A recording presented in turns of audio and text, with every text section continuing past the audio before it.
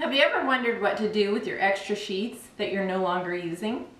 Well, today I'm going to show you.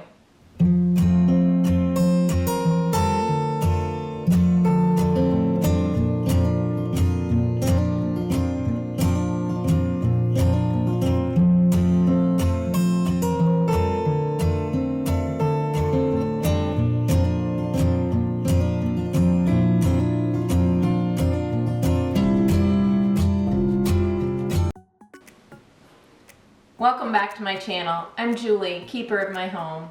Today I'm going to show you what to do with extra sheets that you might have kicking around. These are some sheets that I no longer use. I've had them, as you can see by the print, years. I have a tote that I just put them in there. Some I just pick up and grab from Goodwill stores. Wash them with the intention of using them for this purpose. Sometimes you have sheets that are worn, sometimes you have that are faded, that maybe, you know, the top sheet or the bottom sheet is missing or whatever. So what we're going to do is we're going to make a rag rug. It does require crocheting, but it's easy. And if you are not a crocheter, you can go on YouTube, you can Google it, there's so many ways to find out how to do it today. I guarantee you're going to love this rag rug. It's just so soft on your feet, so cushiony, and I love it. So that's what we're gonna do today. I'm gonna show you how to do that. So as far as print on your sheets, it's not gonna matter. Because honestly, like on this one, you're not even gonna notice that these are big roses or, you know, flowers even. You're just gonna see color, and that's all I want, is a pop of color.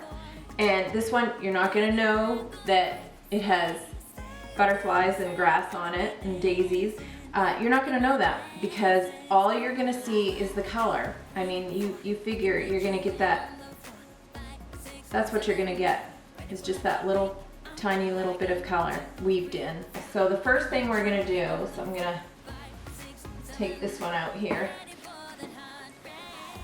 And as far as how many sheets you want to use, I don't have an answer for that one. I just guesstimate, and I just keep adding to my sheet collection, really. I buy a bunch of sheets and I have them. Even if I don't have enough, I'll just add to it and keep adding to it until I do have enough. And I mean, it's very forgiving. I mean, it's not something you can mess up. You either have enough or you don't. So, and if you don't, you add to it and everything's fine. But you'll see on the end of this sheet, it has a little bit of trim. I'm going to cut that trim off because we are not going to be using it. There. Okay, so from the top of the sheet or the bottom, whichever place you want to start, I'm going to measure. I like to do about 2 inches. So I'm going to put a dot every 2 inches, and then what I'm going to do is I'm going to make a slit next to every single one of those dots that I made. And I'm going to take this and I'm going to cut it. If you're frustrated, this is really a great thing to do. Okay, when you get down to the end, there's a little hem on the bottom. Just cut, that's all. You're just going to throw these in a little pile, and you're going to keep going and keep going and keep going. I'm not sure what part of the world you live in, but where I live, fall has definitely arrived, and it is cold outside. It was 25 degrees last night. We got a frost. You see all these strings? That's okay, because we're gonna get rid of those too. So I'm just gonna keep tearing. I love making things like this because it's very, I don't know, it's nice to have something you made yourself. I think that's what I love so much about the way things used to be. You know, times were so much simpler. They just used what they had. Okay, so I finished tearing the sheets. Now this is what you have. A lot of strips. So what do you do with these strips? That I'm gonna show you. It takes more time to do the prep work than it does the actual rug. But it's worth it. I promise it's worth it. Okay, so we're gonna separate the colors.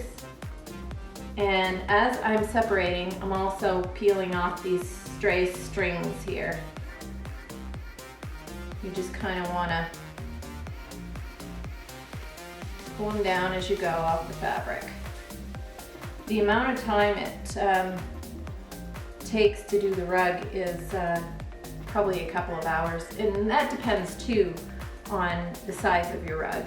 I usually just do like a little area rug, like a small, like in front of a chair or something like that. You could do a big one. It would take a lot more strips, obviously, and time. I've just always used the smaller ones, and I like them, and they work up quickly and they make great gifts. So I'm going to continue along doing this, and as soon as it is finished, we'll come back and I'll have this all organized according to color. Okay, so you can see I have 1, 2, 3, 4 piles done. And I've got this pile left to do, and I've been about 45 minutes. So it does take a while, but you can turn on YouTube, which I have my computer over there, and catch up on all those videos you have not watched yet. I'm just gonna work away at this a little bit more and get this done. And as soon as I'm done, I'm gonna show you the next step. Okay, so now we have all of our piles of fabric. I've got them all cut into strips. They're 2-inch strips. We have 5 different colors. So now what we need to do is to connect them together. To do that, I have a no-sew method of doing this. It's real quick, real easy, and I'm gonna bring you in closer so you can really get an idea of what I'm doing. Okay, so I have this fabric. I'm going to fold this over about 1 inch. I'm going to make a little cut. It's going to look like that, kind of like a buttonhole. I'm going to do the same thing with another piece of fabric. I'm going to fold it over about 1 inch. Doesn't matter if this has a hem on it. It's kind of comes out like that. It doesn't matter that that's there. So you're going to fold it over about 1 inch. You're going to take the scissors, make a slit right here. So this is what you have.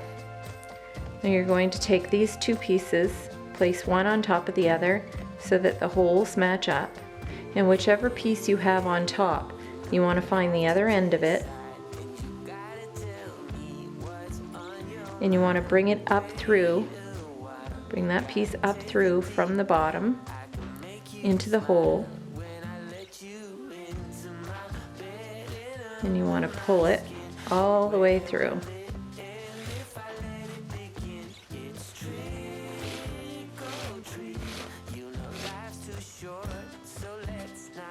And that joins it. So, and this just weaves right in with your crocheting. And then you continue on, you find the other end, you fold it over again about 1 inch, you make a cut, it's like a buttonhole, and then you add your next piece. You're going to continue doing this. Whatever color you want to do, the next color can be however you want to do it. You could do another one of the same color if you want to. It doesn't make any difference, it's up to you. I will tell you that these pieces seem long, but once they're crocheted up, they aren't going to be long at all. You just continue. As you go, you can start rolling your beginning piece into a ball, just like rolling a ball of yarn. I try to keep these straightened out as I go. This just makes it easier than doing it all at once. I just kind of do a few strips, connect a few, and then I start rolling to catch up. And then I connect a few and roll a little. Okay, this is going to form a very large ball of fabric. It'll get, I'm gonna say it's gonna get about this big around. Most work that you're gonna have to do is doing all of this. Once that ball is rolled, you can start crocheting, and it's going to be an easy thing from there on out, I promise. Very, very easy, and you're going to love the end result. So I'm going to continue rolling this and get back to you in a few. This is what I did with the fabric. I rolled it into a giant ball. It was a really big ball. This is actually the second one because I had to roll more. I've used quite a bit of fabric. I'm not sure how much. I had 4 different sheets, I believe, and I still haven't used all of the sheets. So I'm just, like I said, crocheting. I'm not going to teach you how to do that. I will crochet a little bit for you here. That is something that you can learn on YouTube. There are lots of videos. I can link some below. There's lots of people who do this, and they will do a much better job, I'm sure, than I can at teaching you.